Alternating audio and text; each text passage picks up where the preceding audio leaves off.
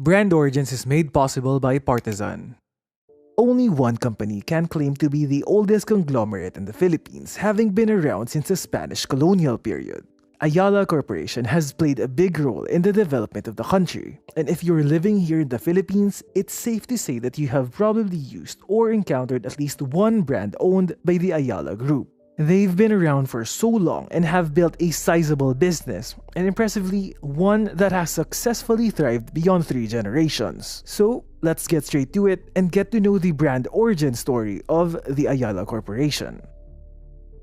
Ayala was established in 1834. During this period, the Philippines was still under Spanish colonial rule. It is important to note that Spain ruled the Philippines for 333 years, and for the most part, the Philippine colony was not profitable.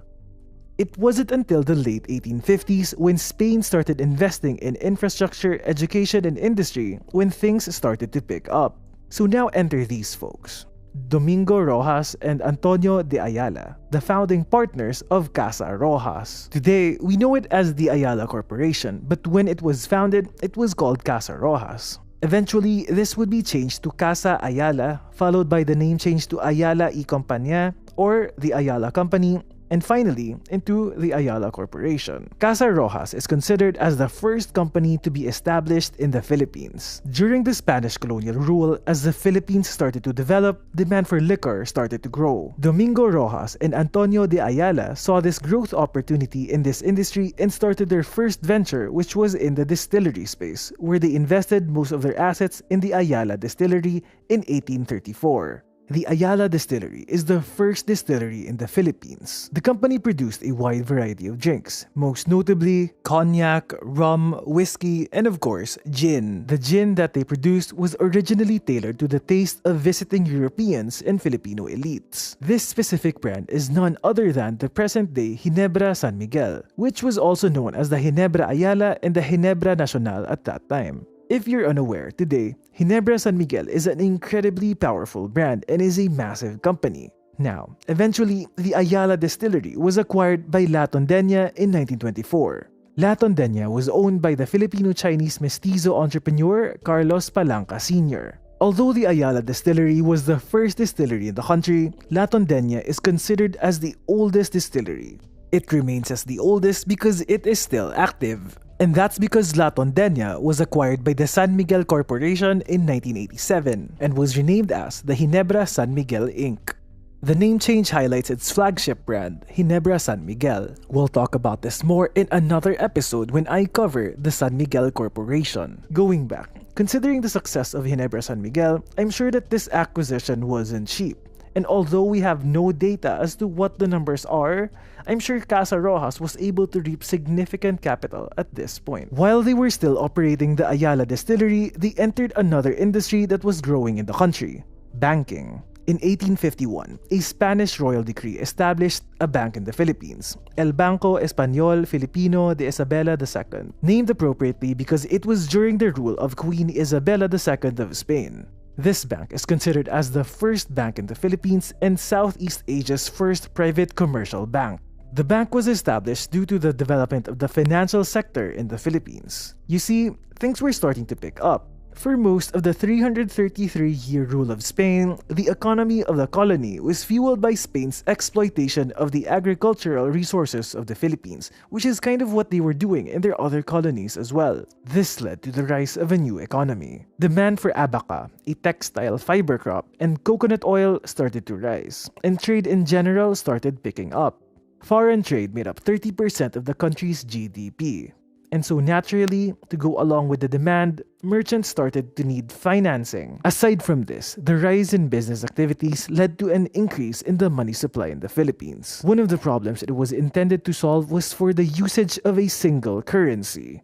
Because since before 1851, many currencies were used. And so, the bank was established and was given the power to print the Philippine peso. Sure enough, Antonio de Ayala, since he was already actively involved in the business community in Manila, he was assigned to represent them, becoming the director of the bank. The bank functioned as the Philippines' central bank up until the 1900s when independence from Spain was declared, and an actual central bank was established. Fun fact, the bank's first branch established outside of Manila was in Iloilo in 1897. Now, from its foundation until 1912, the bank functioned as a quasi-government bank, meaning the government was involved in running the bank. But in 1912, when the Philippines was starting to make a move on gaining autonomy from the United States, Bangko Espanyol Filipino was officially privatized, changing its name to the now familiar Bank of the Philippine Islands, or simply BPI. Important note, apparently, even though Antonio de Ayala was the director and was involved in the operations of BPI since its foundation, the Ayalas didn't actually own the bank right there and then. I'm guessing that they own shares, but it's not until December 1969 when the Ayala Corporation officially became the majority shareholder of BPI. The bank would then become its flagship company in all of the Ayala Corporation's financial entities. And as of 2019, in terms of assets, BPI is the 4th largest bank in the Philippines. So here's the thing. Normally, I go through brands a company owns in a chronological order, usually based on when they were founded. But when it comes to a company as big as Ayala, it's difficult to do it this way, so I'll just go through its brands in no particular order. And next on the list is Globe Telecom. Globe Telecom is a major telecommunications provider in the Philippines. Globe and its rival PLDT have been fighting for the top spot since their foundation. I am aware that Ayala owns Globe but wasn't really so sure about whether they started the company or if they just invested in it. Well, apparently, Globe started out in 1928 when the Congress of the Philippines granted the Robert Dollar Company, a corporation from the state of California, a franchise that allowed it to operate wireless long-distance message services in the Philippines. The company was first named as Globe Wireless Limited and then later on changed to Globe Mackay Cable and Radio Corporation. Ayala entered the picture in 1974 when the Ayala Corporation acquired 60% of Globe Mackay. As the demand rose for telecommunication services for both international and domestic, in 1992, Globe Mackay merged with the Clavicilla Radio Corporation to form GMCR. It's at this point when they changed the name from GMCR into Globe Telecom Inc., or simply Globe. Here's the thing. Regarding the ownership of Globe, well, the Ayala Corporation owns 30% of Globe's common shares, and the Singtel Group owns 47% of it. Singtel, or Singapore Telecom Inc., partnered up with Globe in 1993. Here's where I got a bit confused. We all know that a foreign company can only own 40% of a company here in the Philippines, so why does the Singtel Group have 47% of common shares? If you're unaware of the difference, well, common stock has voting rights. So if the company needs to make decisions, if you have common shares, you get to have a say in those decisions. Cool. Anyway, so Singtel owns 47% of Globe. Now, to offset this, corporations in the Philippines apply this one trick. They issue a new type of stock called preferred shares. Preferred shares get dividends but have no voting rights. So in Globe's case, 100% of preferred shares are owned by a company called Asiacom.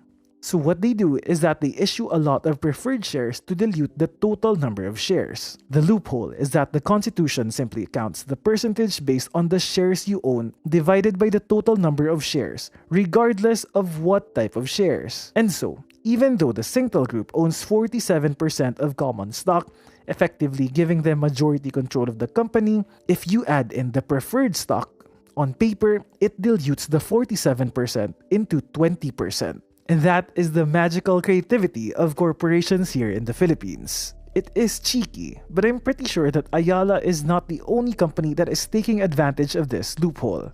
And the best part is, the company that owns 100% of Globe's preferred shares is Asiacom, which is 60% owned by Ayala and 40% owned by the Singtel Group. Bottom line is, Globe is controlled by the Singapore-based Singtel Group and Ayala Corporation. It is one of Ayala Corporation's most profitable ventures and is probably one of its best investments thus far.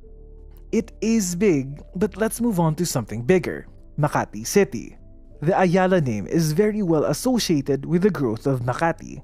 Even though Manila is the capital of the Philippines, Makati is considered as the financial center of the country as it has the highest concentration of multinational and local corporations in the country. When global corporations enter the Philippines, their first stop is to set up their headquarters in Makati. It is also where the Philippine Stock Exchange is located, as well as several foreign embassies. So let's go back to 1851. In 1851, Don Jose Bonifacio Rojas acquired the vast Jesuit estate called the Hacienda San Pedro de Makati for 52,800 pesos. Don Jose Bonifacio Rojas is related to the Zobel de Ayala family. This is how they got the property. Now, we fast forward to 1937. Lori Nielsen, an entrepreneur and aviation enthusiast, wanted to take the opportunity to build an airport in the Philippines. Business was booming in the country, and Nielsen felt that it was the best time to push through with this project. The managing partner of Ayala y Compañía at that time, Enrique Zobel de Ayala, heard about this project, and so he offered a portion of the hacienda to Nielsen, proposing that Makati is the perfect location since it is adjacent to Manila and is nothing but open fields. The construction of this airport is important to Ayala's history because it almost cost them to lose the whole of Makati. You see, eventually, Nielsen Airport became an aviation school, specifically the American Far Eastern School of Aviation. At the dawn of World War II, when Japan's intentions became more and more apparent, the United States turned the aviation school into the headquarters of the Far East Air Force. When the Japanese invaded the Philippines, the airport was taken. The Imperial Army of Japan used this as a staging point for their air force. In the summer of 1943, they summoned the owners of the property, the Ayalas, to turn over the estate permanently by way of a coerced sale. The Japanese demanded that it be sold to them, putting the Ayalas in a terrible position, especially since the passing of the family patriarch, Don Enrique Zobel de Ayala, the grandfather of the current Ayala brothers Jaime Augusto and Fernando Zobel de Ayala. The family's generational wealth, which took almost a century to build, was fast diminishing, and losing Hacienda San Pedro de Makati will be a killing blow to their wealth. Luckily, there's Don Alfonso Zobel de Ayala, the sole managing partner during this whole affair. He was known as a mild-mannered person, but he was unflinching against the demands of the Japanese as they negotiated the sale of the property.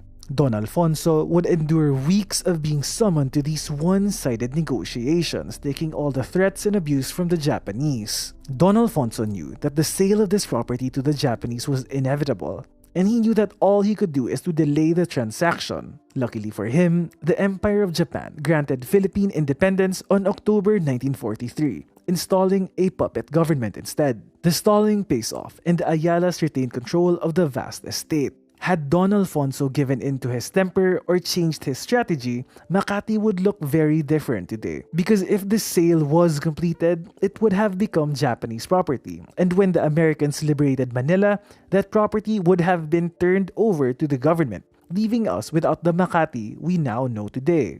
After World War II, despite the destruction that the conflict has brought upon Makati, the real estate boom happens. Nielsen Field was closed down, and the entire area was passed on to the owners, the Ayalas, and plans were set to develop a central business district that will rival the best in Southeast Asia. Gated communities such as San Lorenzo, San Antonio, Bel Air villages started growing into commercial areas and office parks. In 1949, part of the Nielsen Airport runway were converted into roads, becoming the now well-known Ayala Avenue. Today, having an office address with Ayala Avenue on it is a prestigious status symbol for a company.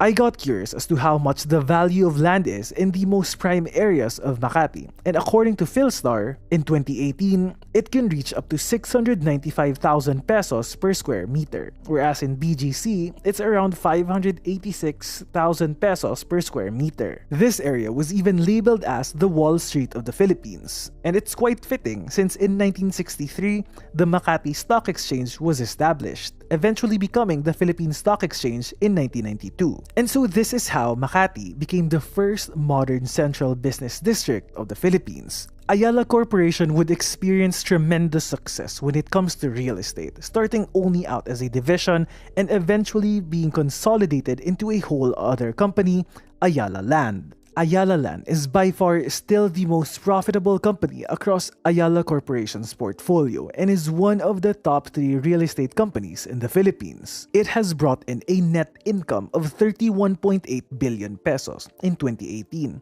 And due to the recent rise in demand for new properties and commercial leasing, this is expected to further increase. Amid the growing hospitality industry, Ayala Land's chain of hotels in Seda Hotels now has 11 Seda properties around the country. And Ayala Land is also doing big moves abroad, increasing their stake in MCT Berhad, a developer in Malaysia, taking a majority 66% stake in the company. The company said that they see the similarities of the Malaysian market and the Philippines, and since they have the necessary expertise in this field, the MCT Berhad ownership will be their springboard into Malaysia. Ayala Land, through MCT Berhad, now has acquired a 3.75 hectare property in Klang Valley, Malaysia. With their success in developing Makati into a central business district, in 2003, Ayala Land, in partnership with Evergreen Holdings, acquired 50.4% of Bonifacio Global City, or BGC as we know it. BGC was planned to be the up-and-coming area that was bound to eclipse what they were able to do in Makati.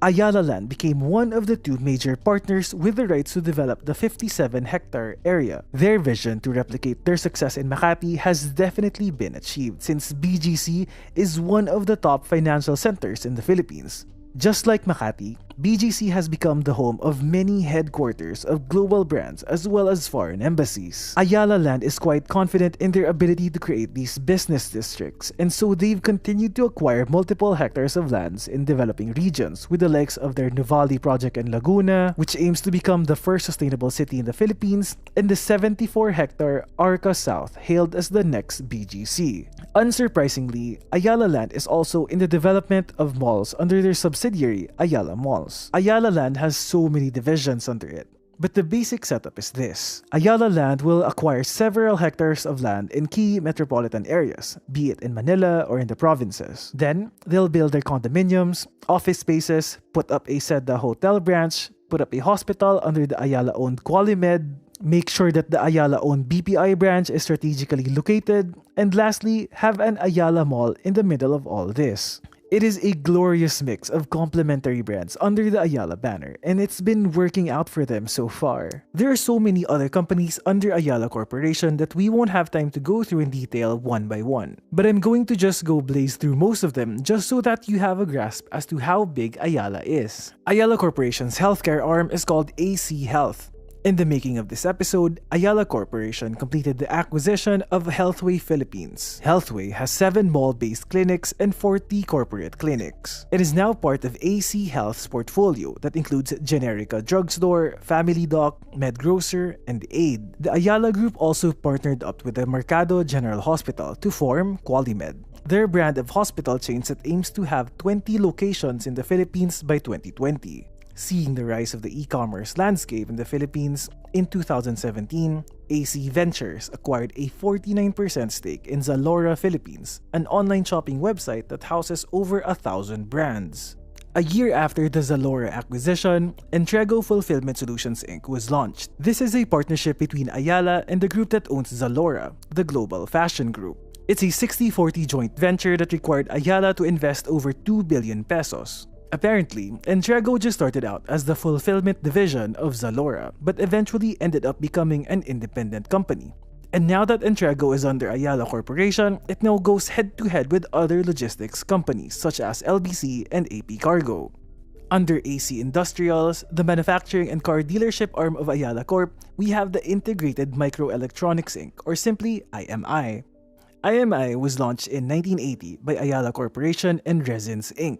Today, the company has over 20 manufacturing sites and over 16,000 employees across 8 countries. They make a wide array of parts, which include circuit boards, electronic parts for vehicles, medical diagnostic devices, and a whole lot of other custom-built parts. Now, for the car dealership division, part of Ayala's portfolio here is their ownership of Volkswagen Philippines, Honda Cars Makati and Cebu, and a minority stake in Isuzu Philippines. In December of 2018, AC Industrials became the official distributor of Kia cars in the Philippines. Under the Ayala Corporation Energy Holdings are investments in companies that run solar farms and diesel plants. In December 2019, the company announced that it will be investing up to 1.8 billion pesos in a 120-megawatt solar farm in Laguna. They've also invested in a 350-megawatt diesel plant in Rizal. It doesn't stop there. we also have the AC Infrastructure, which is the group's subsidiary for road, rail, and airport projects under the government's Public-Private Partnership Program.